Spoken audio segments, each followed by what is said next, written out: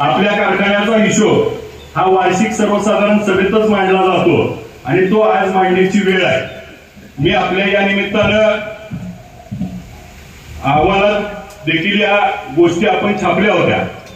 NCDC कडनं कर्ज मिळताना आपण सगळेजण साक्षीदार आहे की आपल्या कारखान्याला कुलूप लागलं होतं, ते कसं आपण काढलं, त्यानंतर कसं गेलो, त्यानंतर आपल्याला कर्ज कसं मिळालं आणि कर्ज मिळवत असताना त्या ठिकाणी सरकारचा पाठपुरावा करून सरकारला आपण आपल्या कारखान्याला लागणाऱ्या ज्या कर्जाचे आकडे आहेत आणि आवश्यक असणाऱ्या ज्या गोष्टी आहेत त्या सगळ्या, मग त्याच्यामध्ये हे कर्ज मार्जिन मनी लोन होतं. मग याच्यामध्ये आपल्याला कशा कशाला पैसे मिळू शकतात, तर ऊस बिल द्यायला, तोडणी वाहतूक असेल, मग काही पगार असेल, शासकीय देणी असेल आणि काही बँका आपल्याला ओटीएस काढायचे असतील अशांसाठी, आणि आपल्याला खेळतो भांडवल म्हणजे आपल्याला तोडणी वाहतुकीला पैसे द्यायचे, रिपेअर मेंटेनन्सला पैसे द्यायचे, आपल्याला स्टोअरला आपल्याला मटेरियल आणायचे, पीपी बॅग, केमिकल, चुना गंध ह्याच्यासाठी पैसे मिळतात. तर ह्या माध्यमातून आपण 372 कोटी 84 लाख रुपयाचा त्या ठिकाणी प्रस्ताव आपण सादर केला होता आणि मग आपल्या बॅलन्स शीट नुसार काही आपण मांडणी केली आणि सरकारला त्या ठिकाणी प्रस्ताव दिला. प्रस्तावानुसार आपल्याला मंत्री समितीने मंजुरी दिली आणि मंजुरी झाल्यानंतर ज्यावेळेस ते वर गेलं त्यावेळेस कारखान्यांना पूर्वी 9 कारखान्याला कर्ज द्यायचं ठरलं होतं. 9चे 14 झाले, 14चे 15 झाले आणि 16 झाले आणि मग सगळ्यामध्ये थोडं थोडं कमी करायचं ठरलं. मग आपल्याला 24 कोटी 87 लाख म्हणजे 25 कोटी मुळात कर्ज मंजूर कमी झालं आणि मग मुळात कमी पण 25 कोटी मंजूर झालं आणि त्याच्यामध्ये आपल्या कारखान्याचं पूर्वीच्या संचालक मंडळाने ज्या पद्धतीनं एनसीडीसी मध्ये ब्रिज लोन घेतलं होतं त्या ब्रिज लोनच्या माध्यमातून 33 कोटी रुपये मुद्दल आणि 80 कोटी 8 लाख रुपये जे जुनं कर्ज होतं ते त्या ठिकाणी आपल्या पैशातनं कापून घेतलं आणि मग आपल्याला 347 कोटी रुपयातनं 80 कोटी कापल्यामुळं 267 कोटी रुपये कर्ज त्या ठिकाणी प्राप्त होणार होतं. त्या दरम्यान मध्ये एक कारखाना पुणे जिल्ह्यातला हायकोर्टात गेला आणि हायकोर्टात त्या ठिकाणी कर्ज वाटपाला स्थगिती दिली. मग स्थगिती दिल्यानंतर त्यांच्या रकमेपुरती मग आपल्या कारखान्याचं जे कर्ज होतं त्या 267 मध्ये 48 कोटी रुपये राखून ठेवून 219 कोटी रुपये आपल्याला मिळाले. आज दिसताना काय दिसतंय, 347 वर बोलती ती, पण मिळताना पहिले किती मिळाले आपल्याला, 219 कोटी. आता खरा प्रश्न आहे 219 कोटीचा हिशोब. आज 219 कोटीचा हिशोब देत असताना परवा आपण कारखान्याचं कर्ज घेतलं, पण कारखान्यातनं जर नवीन निर्मिती नाही झाली तर त्या कर्जाची परतफेड होणं अवघड होऊ शकतं. म्हणून आपल्या संचालक मंडळाने निर्णय घेतला की पूर्वीच्या काळात त्या ठिकाणी कारखान्याची जी गाळप क्षमता होती ती गाळप क्षमता आपल्याला आज आपला सभासदाचा आपल्या भागातला ऊस वाढल्यामुळं आता आपल्याला गाळप क्षमता वाढवण्याशिवाय पर्याय नाही. म्हणून आम्ही गाळप क्षमता वाढवण्याचा निर्णय आणि जे एक्झिस्टिंग आपल्याकडं लायसन्स होते त्याच्यामध्ये गाळप क्षमता वाढवण्याच्या दृष्टीनं आपण आतापर्यंत ज्या आवश्यक गोष्टी होत्या ह्याच्यावरती आणि खर्च करायचा होता. परंतु आपली अडचण अशी होती की सरकारनं त्या ठिकाणी सांगितलं होतं की आपल्याला नवीन निर्मिती करण्यासाठी खर्च करता येणार नाही, तुम्हाला जुन्या गोष्टीलाच खर्च करावा लागेल. आता सरकारची गोष्ट अशी आहे की कधी कधी त्या पहिल्यांदा सरकार सांगते की तुम्हाला मागची देणी द्यायची आणि ज्यावेळेस आपल्याला कर्ज मंजूर झालं आणि 1.5 महिन्यानं सरकारनं GR काढला, तिथून पुढे कारखान्याची मागची देणी द्यायला पैसे देणार नाही, तर नवीन काय बसवायचं असेल तरच पैसे देईल. आणि पहिल्या GR मध्ये होतं मागची देणी द्यायची, नवीन काय बसवायचं नाही. मग आता आपल्याला कर्ज मिळाले, कर्जाचा उपयोग केला पाहिजे. मग कर्जाचा उपयोग करत असताना कारखाना तर वाढवला पाहिजे. मग त्या ठिकाणी चार्टर्ड अकाउंटंट सीएनचा सल्ला घेतला आणि मग आपल्याला दिनी काय होती तर त्या वर्षीचं आपलं उसाचं बिल होतं. ते उसाचं बिल देत असताना आपल्याला 2 टप्प्यात म्हणजे पहिल्यांदा ज्या गाळप हंगामाच्या आधीचं बिल होतं आणि जे द्यायसाठी आपण पैसे ठेवले होते मग आपण डोकं चालवलं आणि हे असं डोकं चालवलं की आपली साखर त्या ठिकाणी आपण कर्जाच्या पैशातनं उसाचं बिल चालूचं दिलं. मग 2803 रुपये सगळ्याला बिल मिळालं. मग आपलं डोकं चालल्यामुळं काय झालं तर सगळं बिल त्या ठिकाणी गेलं आणि साखर मात्र आपल्याकडे गोडाऊनला शिल्लक राहिली. त्याचे 2 फायदे झाले. ह्या साखरेच्या उत्पन्नातनं आपल्याला एक्सपान्शन करता येत होतं आणि दुसरं असं होतं आपल्याला ह्या साखरेला 3200 रुपयाचा भाव 3700 रुपये झाला. त्याच्यामुळं 500 रुपये वाढलं आणि त्याच्यामुळं आपला ऍव्हरेज रेट 3555 रुपये आला. नाहीतर आपला किती आला असता. मग उसाला जे आपल्याला 3500 रुपये भाव द्यायचा आहे त्याला अडचण आली असती म्हणून ही डोकं चालवलं. मान्य आहे का सगळ्याला. आता ह्याच्यात मला खोलात जाऊन सांगायचंय की त्याच्यामध्ये आपल्याला सरकारने 59 कोटी रुपये उसाचं बिल द्यायला सांगितलं होतं. आपण दिलं 86 कोटी. आपण किती जास्त दिलं 27 कोटी साखर. आता आपल्याला तोडणी वाहतूक त्यावेळेस जी शिल्लक राहिली होती ती 38 कोटी देणं होतं. परंतु कर्ज मिळेपर्यंत आपल्या पैशातनं आपण देत गेलो त्यामुळे देणं राहिलं होतं 23 कोटी. आपण दिलं 23 कोटी 81.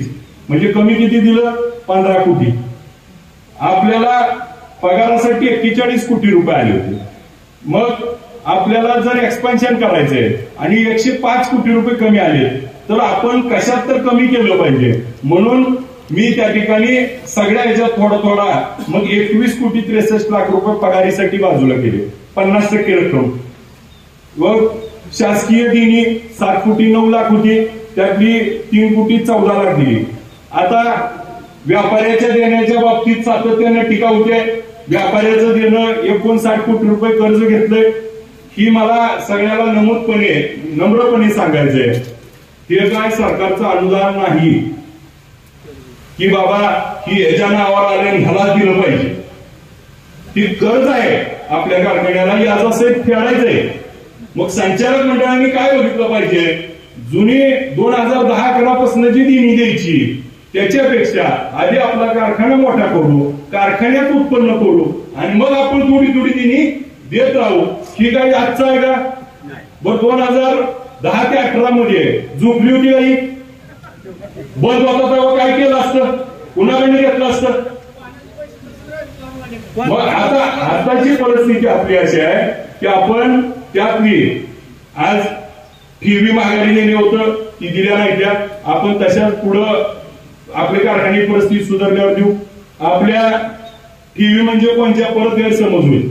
आपण निवडून आल्यावर कारखाना चालवायला अडचण होती पैसे मिळत नव्हते म्हणून आम्ही संचालक मंडळाने आपल्या सभासदाला आव्हान केलं होतं आठवत असेल पहिल्या वार्षिक सभेत तर कुणी 2 लाख 5 लाख 10 लाख असं 7 कोटी महाराज 9 लाख रुपये गोळा झाले आणि सरकार म्हणतं की हे टीव्ही घेता येत नाही. मग सरकारचं धोरण बघा काही वर्षापूर्वी 2022 मध्ये घेता येत नाही म्हणत होतं आणि 2023 ला GR काढलाय की सरसकट सगळ्यांना आता टीव्ही घ्या. त्यामुळं आता आपल्याला टीव्ही घ्यायला परवानगी असल्यामुळे आपण त्या टीव्ही परत दिल्या नाहीत आणि त्याला आपण व्याज देतोय. भविष्याच्या दृष्टीनं आपल्याला याच्यामध्ये आपल्या सगळ्यांचं सहकार्य देखील लागणार आहे. आपल्या कारखान्याची बँक ऑफ बडोदा ची कर्ज होतं ते 15 कोटी 12 लाख रुपये होतं. आपल्याला सगळ्याला माहिती आहे ते 15 कोटी 12 लाखाचं कर्ज जवळपास 29 कोटीच्या आसपास गेलं होतं आणि मग आपण OTS चा प्रस्ताव बँकेपुढे ठेवला आणि बँकेला त्या ठिकाणी आपण 5 कोटी 5 लाखात आपण मिटवलं. मागच्या वार्षिक सभेत पण आपण हे सांगितलं होतं आणि मग ते आपण विचार केला तर आपल्या मुद्दलाचे आपण 30% आपण आलो. दुसरं एक होतं की आपल्याला NCDCचं जे लोन आहे आणि आपल्या कारखान्याचं बँक ऑफ इंडियाचं आपण लोन होतं। आता त्याच्या बाबत पण टीका टिप्पणी झाली। मला त्याच्या बाबत पण आपल्याला खुलासा करायचा आहे की बँक ऑफ इंडियाच्या बाबतीमध्ये 843 लोकांच्या नावावर 58,19,00,000 रुपये कर्ज घेतलं होतं। ते व्याजासहित झालं होतं 71,70,00,000 आणि मग त्यावेळेस ओटीएस करत असताना आता बघा आपलं ही ओटीएस झालं 19 साली। आता आपण मुद्दलाच्या 30% भरले, मुद्दलाच्या त्यावेळेच्या संचालक मंडळाने मुद्दलाच्या 60% भरले। पुन्हा जागा गेलं सभासद कारखान्यात गेलं ना, ते 33 कोटी रुपये ठरलं होतं। ते ओटीएसची रक्कम जे हप्ते भरायचे होते ती वेळेत भरले गेले नाही म्हणून 94 लाख रुपये दंड लागला आणि कायदेशीर वगैरे सगळं मिळून 2,68,00,000 रुपये सातत्यानं बँक आपल्याला मागत होती। आणि मग या 843 लोकांचं उतारे कमी बोजे त्याचं ओटीएस आलेलं त्याला दाखला मिळत नव्हता, परंतु तीच कळत नाही। दाखले देणे म्हणजे शेतकरी मोकळा करणे, शेतकऱ्याला दाखले दिले आणि त्याला पुन्हा कर्ज द्यायची सोय करून दिली। मग अशा पद्धतीने ज्यावेळेस कोर्टात पंढरपूरच्या केसेस चालू होत्या, छत्रपती संभाजीनगरच्या कोर्टात केस चालू होती, त्या कोर्टात आपण ही कॉम्प्रोमाइज डीड केली। दिल्ली कोर्टातलं जे आपल्याला कर्ज मिळालं होतं 347 मधलं त्यातलं जे 80 कोटी कापून घेतलं ना ती या गोळातलं होतं बा, आणि मोठं मध्ये 347 हिशोब मागती गोळ सांगितलं त्या गोळात 80 कोटी घालवले होतं। आणि मग मुद्दा असा झाला की ते 80 कोटी गेलं म्हणून आपल्याला डीआरटी कोर्टातली केस काढता आली। ती केस काढली आणि 800 लोकांचं सगळं दाखलं देता आलं। मग ती दाखलं जर 2019लाच तुम्ही ओटीएस केलं तर द्यायला काय अडचण होती? ही गुंतलं होतं ती सांगते ती का? ही गुंतलं होतं ही मोकळं करायला मला जे आतापर्यंत दिवस लागलं आणि मग 843 लोकांना त्या ठिकाणी डीआरटीतनं आपण सगळ्या वसुल्या थांबल्या। बँक ऑफ बडोदाची जवळजवळ 1000च्या वर लोकांचा आता त्या ठिकाणी पुन्हा कर्ज मिळायचा आणि मार्ग सोपा केला। आज मला या निमित्तानं अजून एक फक्त गोष्ट सांगायची आहे की ती जर आपण 50 लाख देऊन मिटवत नव्हतो तर बँकेनं आपल्याला नोटीस दिली की झालेलं 19 सालीचं ओटीएस तुम्ही वेळेत हप्ते न भरल्यामुळं आता तुम्हाला त्या 58,19,00,000 1,10,19,000 भरावं लागतं, 110 कोटी। मग ती कितीत मिटलं?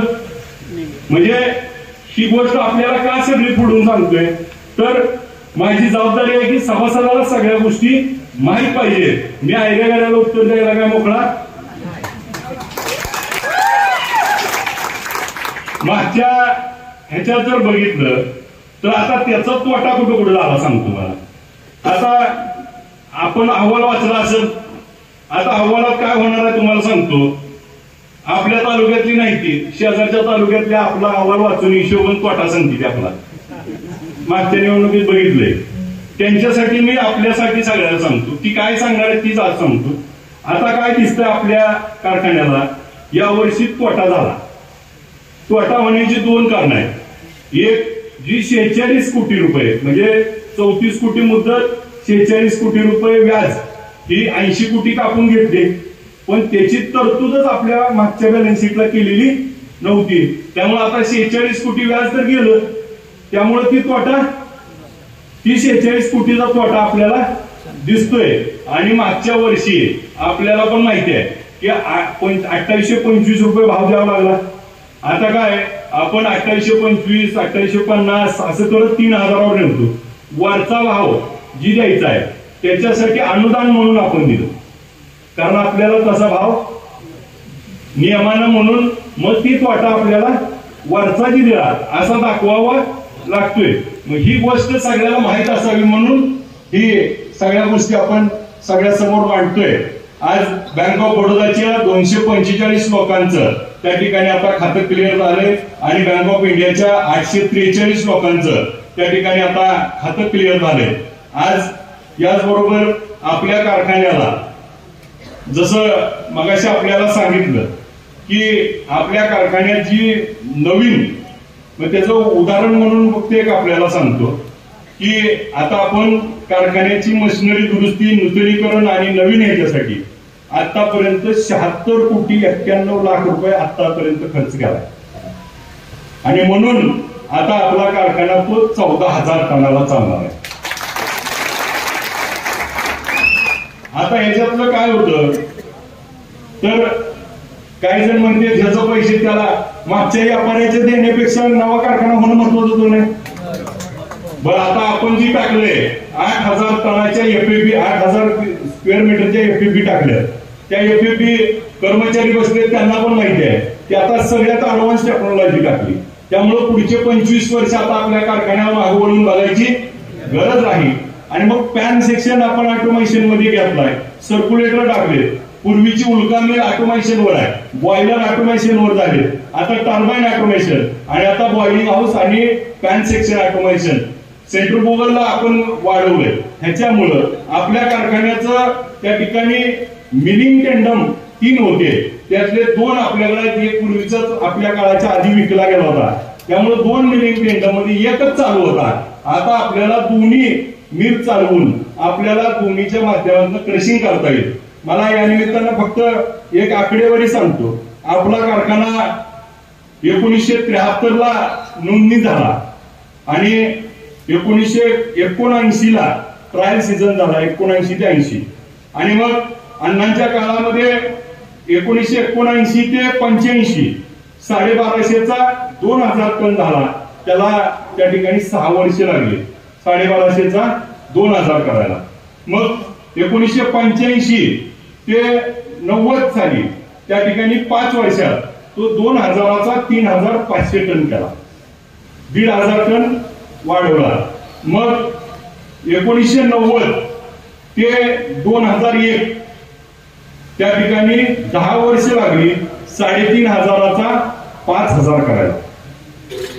त्यानंतर 2010 ला आपल्याला 7,500 करायची मान्यता मिळाली आणि तो सुरू झाला त्या ठिकाणी 2001 ला आपल्याला 5,000 टन झाला.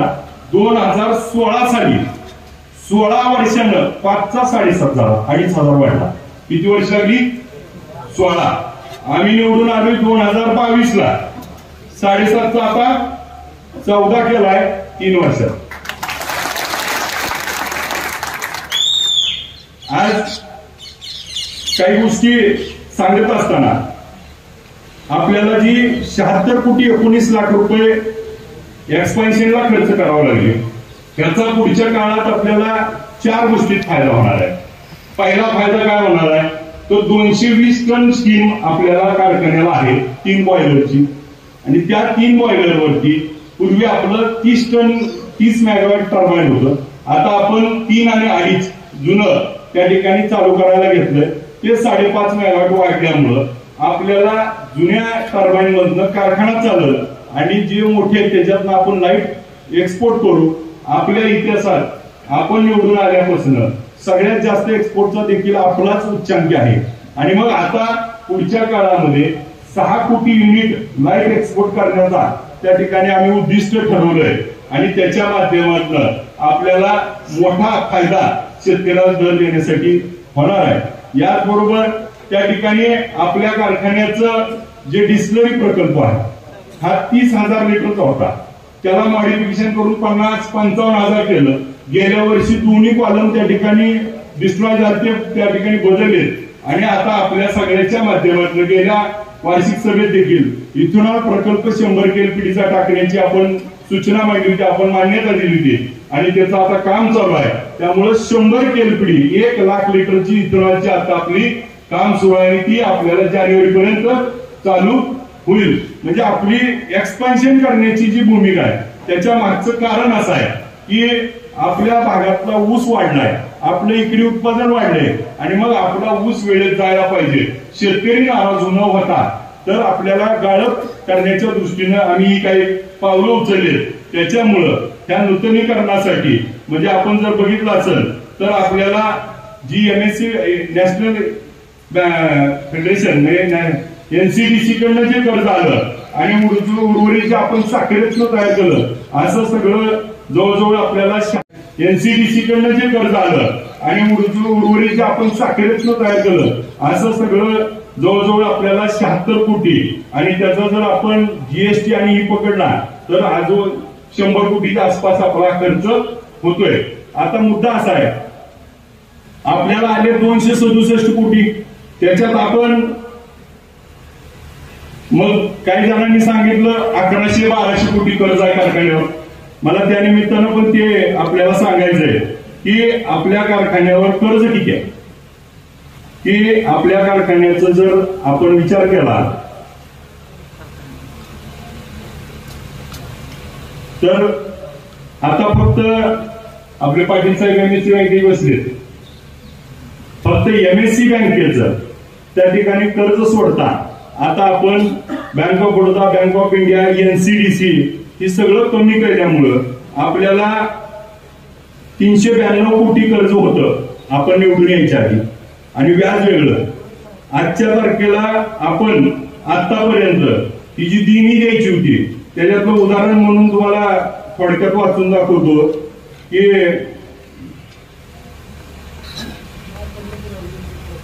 आपण निवडून यायच्या आधीचं ऊसाचं थकीत बिल, तोडणी वाहतूक आणि एमएससी बँकेला आतापर्यंत जुनी साखर आणि आम्ही भरलेले असे 35 कोटी 27 लाख रुपये, जुनं लाईट बिल 92 लाख रुपये, जीएसटी 44 लाख, जे जुने कर्मचारी रिटायर झाले त्यांचे 5 कोटी 55 लाख, एनसीडीसीचं जे आता 80 कोटी कर्ज कमी झालं आणि सप्लाय जे करणारे होते त्याचे जवळजवळ आपल्या ग्लोबल म्हणून एक कंपनी होती ज्याला मागच्या संचालक मंडळानं 28 रुपयाला इथेनॉल विकलं होतं, एचडीएस विकलं होतं आणि त्याचा वार्षिक कोर्टात स्टे आला होता.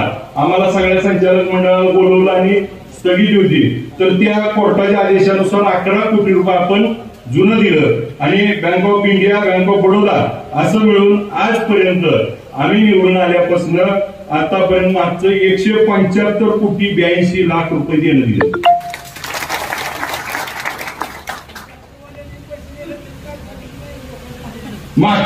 वसूल करायचे की आता सगळ्याला केसी चालू आहे, त्या सगळ्याच्या नोटिसा काढल्यात, बोर्डावर आल्यात, सगळ्याच वसूल करायला चालू आहे.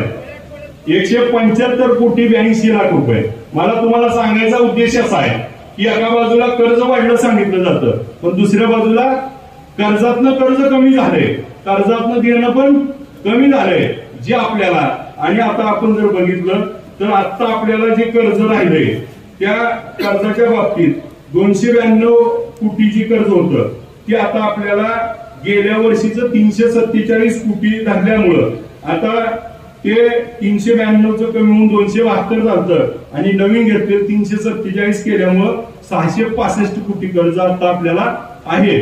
त्याच्यातलं जे 347 कोटी आपण घेतलंय त्याचं देखील आतापर्यंत 18 कोटी रुपये फेडले गेल्या वर्षी. हप्ता पाहिला की हप्ता आपला चोख गेलाय.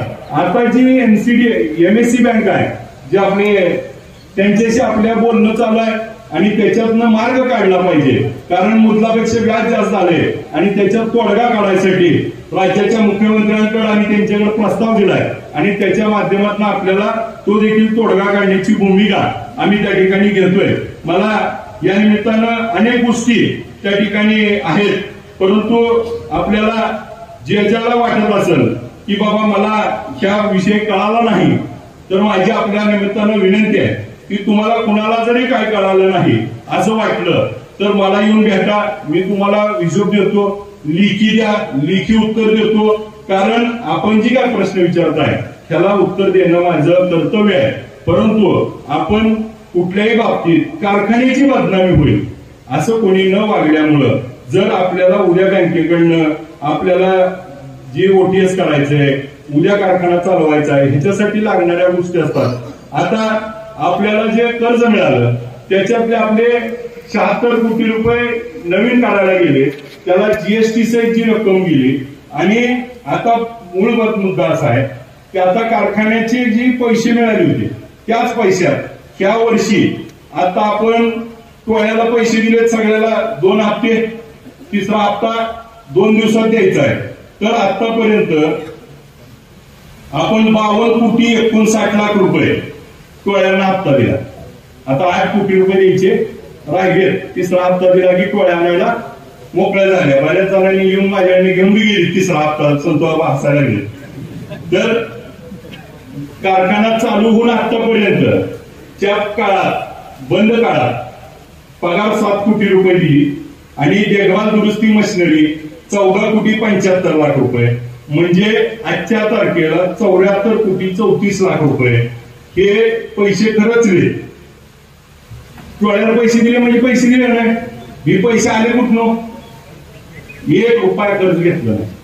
मागच्या पैशातलं शिल्लक ठेवलं, पूर्वत आणले. एक कारखान्यात 150 कोटी घेऊन दुसऱ्याला चालवायला द्यायला लागली. आम्ही मात्र त्यातलं भागवलं नाही. माझ्यावर टीका करत असतील.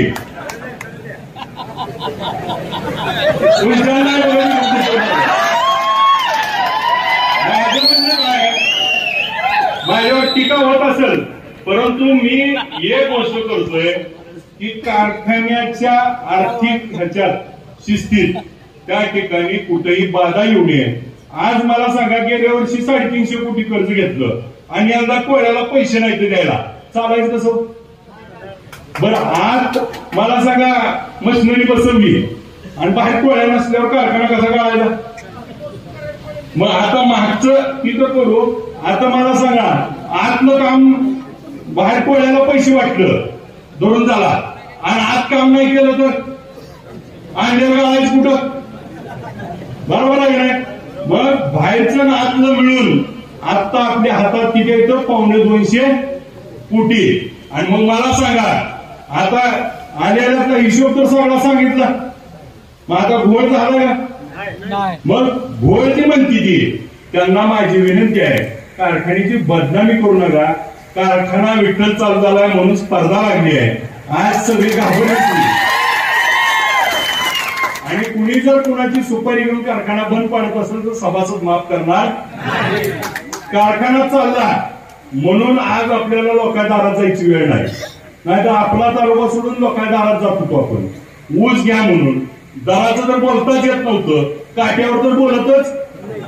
पण आज मला सांगा, तरकंटर निघाला विठ्ठलला की कुणाची ताकद आहे तर त्या विठ्ठल सहकारी साखर जो प्रश्न आहे त्या बाबतीत मी आपल्याला एवढं सांगतो की कारखान्याच्या बाबतीत आपल्याला कारखाना चांगला चालणं आणि कारखान्याला आवश्यक असणाऱ्या ज्या गोष्टी आहेत ती तुम्हाला विश्वासात घेतल्याशिवाय कुठलीच चुकीची गोष्ट आम्ही करणार नाही. संचालक मंडळ एवढा एक आपल्याला या निमित्तानं सांगतो.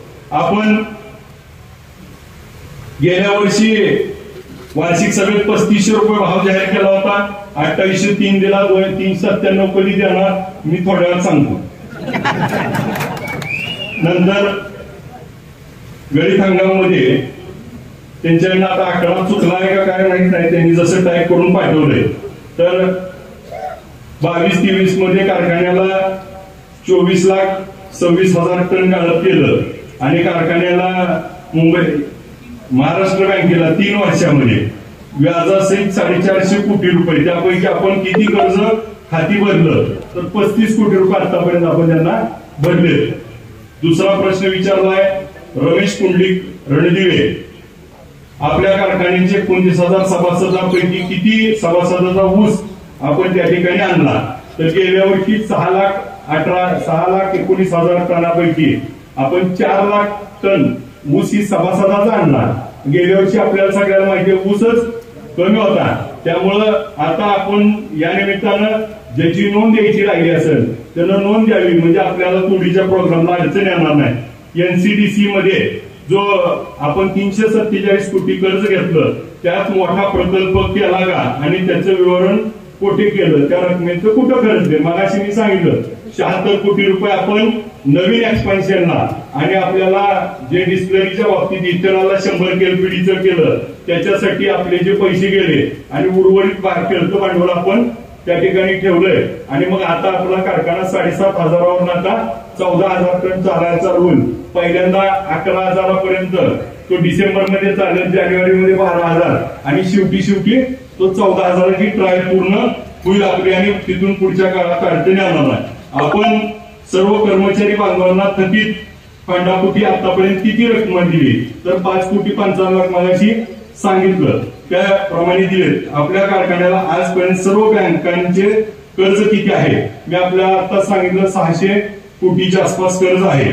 आणि गेल्या वर्षी म्हणजे आता हा प्रश्न खरं तर घेता येत नाही, तरी देखील मी आपल्या सगळ्याचे प्रश्न आलाय म्हणून सांगतो. आता ही सभा 24-25 ची, प्रश्न विचारलाय 23-24 चा. 23-24 मध्ये 10,65,000 गाळप झालं आणि त्यापैकी 15,000 टन कसं वाढलं म्हणते ती. मग मला आपल्या निमित्ताने एवढं सांगायचंय की आपल्याला पण माहिती आहे आपलं रोज 7,500-8 हजारानं गाळप होत होतं.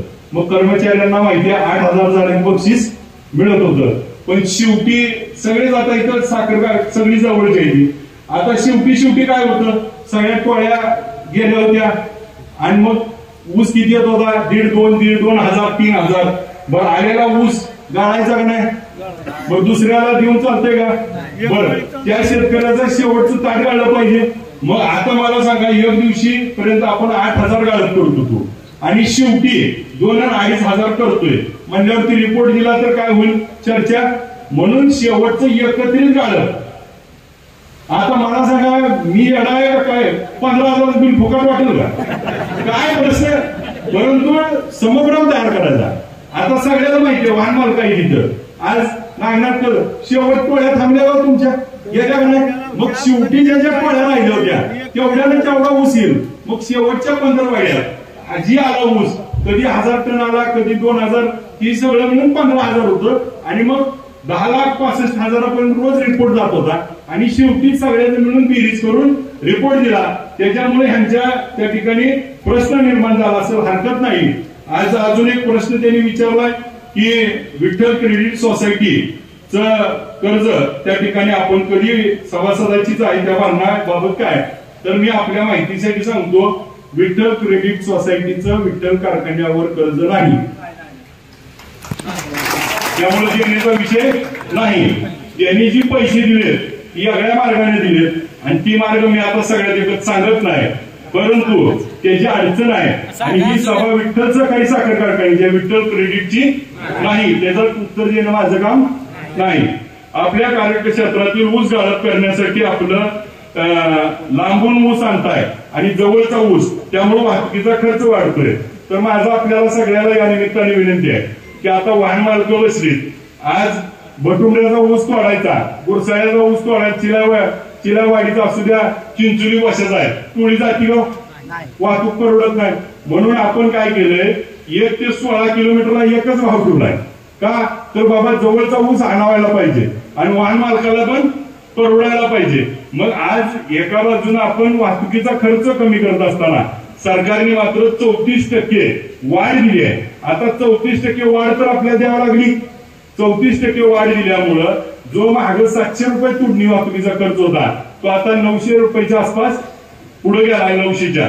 म्हणजे एकंदरीत सांगायचा उद्देश असा आहे की याची अडचण त्यामुळे झाली. तिसरा प्रश्न विचारलाय विलास शिवाजी पाटील, पूर्वीच्या संचालक मंडळाची व्यापारी देणी, मागील संचालक मंडळातील थकीत व्यापारी पेमेंट किती आहे आणि याबाबत थकीत देण्याबाबत आपण काय केलं. आता मला आपल्याला या निमित्तानं 58 कोटी रुपये देणी दिसत होती. मग त्या 58 कोटीचा नीट हिशोब केला तेव्हा ते आता 35 कोटीवर आले. मग आता त्यांचा पुढचा प्रश्न असा आहे की देणी देण्यासाठी शासनामार्फत याची चौकशी झाल्याशिवाय ही देणी देऊ नये. माझी पण आपल्या मताशी सहमत आहे की देणं आहे का नाही याच्यासाठी साखर आयुक्ताकडे एक स्पेशल ऑडिटर नेमावा आणि त्या स्पेशल ऑडिटर मार्फत ही देणं लागतंय का नाही कारखान्याला, कारण मी नव्हतोच मागचं माहितच नाही तर देऊ कसं. तर माझ्या आपल्या निमित्तानं वार्षिक सभेला देखील विनंती आहे की आपण देखील या देणी द्यायची का नाही याच्यापेक्षा ही देणं आहे का खरं खोटं आहे का बोगस आहे याची चौकशी व्हावी, याच्यासाठी स्पेशल ऑडिटरची नेमणूक करण्याबाबत आजच्या सभेनं ठराव करावा. मंजूर का. याचबरोबर लिमिटेड ऍक्ट 3 वर्षातील मागणी नसताना, व्यवहार नसताना माल पुरवठा करण्यात देणी देऊ नये, म्हणजे चौकशी झाल्यावर आपल्याला त्यात कळत. अरुण वासुदेव काशीत आपला कारखाना बंद काळातील कामगारांचे थकीत पगार 19 ते 22 कालावधीतील कामगार पगार कारखाना बंद असताना सीझन चालू नसताना देणे लागतो का? देणे लागत असेल तर आपण देणार आहात का? फोन लावून द्या. मी तशा सूचना तहसीलदारांनी सगळ्याला दिलेल्या आहेत. आपल्याला जर आपल्या गावात तलाठी त्या ठिकाणी ग्रामसेवक किंवा तुमचा जो कृषी सहाय्यक ऐकत नसेल तर मला फोन लावून द्या. मी त्याला त्या ठिकाणी सूचना देतो.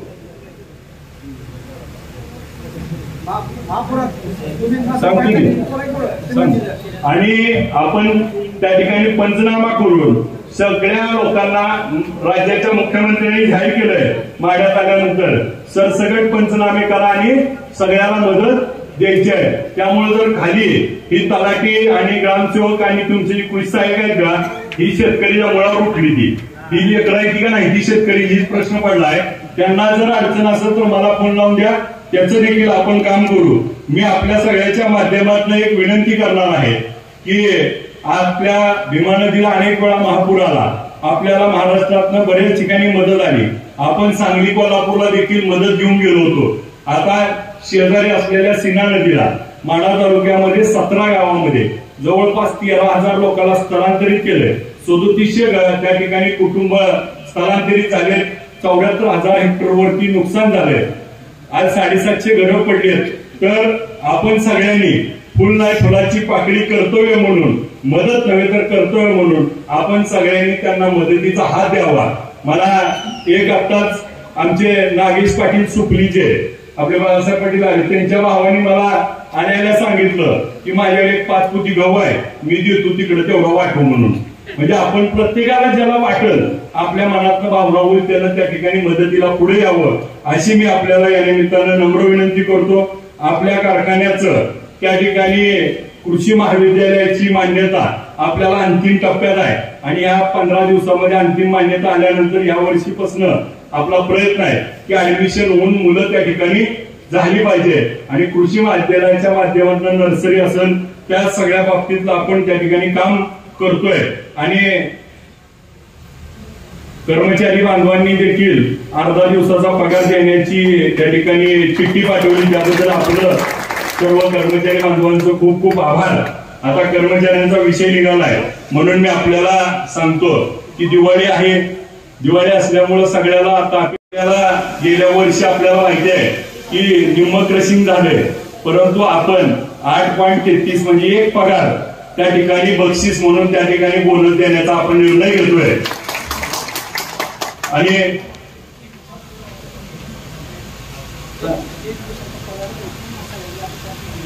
एक अर्धा ना ठीक आहे, एक काय अर्धा काय सगळे मिळून करू. आता राहिला प्रश्न, माझ्याकडे समोर अडचण अशी आहे की आता पुन्हा टीका होती म्हणून जरा खुलून बोलतो की आता आपल्या कारखान्यातली साखरेची काही गोडाऊन मध्ये साखर होती, परंतु ती गळत असल्यामुळं आणि पाऊस आपल्याला माहिती आहे 5 महिने असल्यामुळं ती थोडी वलसर झाली आहे. त्यामुळे ती साखर देणं काही योग्य दिवाळीसाठी नाही. म्हणून जर आपला प्रयत्न आहे, पाऊस उघडला, आज मंत्रिमंडळाची बैठक आहे, जर आपल्याला परवानगी लवकर दिली कारखाना चालू करा, आपला तयार आहे कारखाना, जर परवानगी दिली तर मग आपल्याला आपलीच नवीन साखर त्या ठिकाणी सभासदाला देता येईल. आणि जर सरकारनं परवानगी नाही दिली आणि कारखाना चालू व्हायला उशीर झाला तर मी आपल्या सगळ्याला विचारतो की आता आपण बाहेरनं म्हणजे धाराशिव कारखान्याकडनं नाही दुसऱ्याकडनं तर साखर घेऊन आपण वाटावं असं संचालक मंडळाचं म्हणणं आहे. आपली परवानगी असेल तर तात्पुरती शेतकऱ्याला त्या ठिकाणी वाटण्याचं नियोजन आहे. आता राहिला प्रश्न सगळ्याची उत्सुकता आहे. आता एकानं त्या ठिकाणी 75 काढला, दुसऱ्यानं काढला 100. आता मला विचारते की तुम्ही 3500 कधी देणार आणि मी 3500 पहिल्या दिवशी कसं होय म्हणतोय, तुमचं किती? बर आता काय आहे, त्यांचं मी दिलं पाहिजे ना सभासदाला, आगाव देतो म्हणजे ते नाही, मग ह्या दोघांचं पण पैसे घालवायचे का नाही? मग यांचं जर 75 असलं, त्यांचं जर 100 असलं तर आपलं 200 आणि वरचं जी 500 आहेत ती शिल्लक आहेत. उद्या तुमची बी सभा आहे, तुम्ही बॉयलर करणार आहे, मुळी करणार आहे, लगेच म्हणा एवढं तू लगेच तयार आहेत आपलं. पण तुमचं बी हलवायचं, बरोबर आहे ना. आणि आपल्या 35ला मुळं होऊ देणार नाही एवढाच शब्द देतो. दिवाळी आपल्या सगळ्याला त्या ठिकाणी 200 रुपयाचं त्या ठिकाणी दिवाळीपूर्वी बिल देण्याचं संचालक मंडळ काम करेल. आपण सगळेजण मोठ्या संख्येने उपस्थित राहिला. या सगळ्यांच्या माध्यमातून आपल्या सगळ्यांना खूप खूप येणाऱ्या दसऱ्याच्या दिवाळीच्या शुभेच्छा देतो. आणि ही दिवाळी भरभराटीची हो, येणाऱ्या हंगामात 20 लाख टन गाळप करण्याचं उद्दिष्ट आहे. त्यामुळे सभासदांनी आपला ऊस दुसऱ्या कारखान्याला न देता आपल्याच कारखान्याला सगळा ऊस द्यावा एवढी विनंती करून थांबतो. जय हिंद, जय महाराष्ट्र.